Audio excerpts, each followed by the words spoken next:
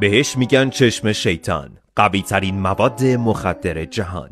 اینجا ایران نیست، ولی هر لحظه ممکنه به ایران هم برسه. چشم شیطان یا نفس شیطان یکی از خطرناکترین مواد مخدر جهانه که تازگی‌ها وارد شهر شده. این ماده خطرناکه چون تاثیرش روی ذهن و مغز طرف انقدر قویه که فرد معتاد بعد از مصرف زیاد تمامی خاطراتش رو از دست میده و از لحظه ورود این ماده به بدنش تا آخرین لحظه که اثراتش تموم میشه کنترلش دست خودش نیست.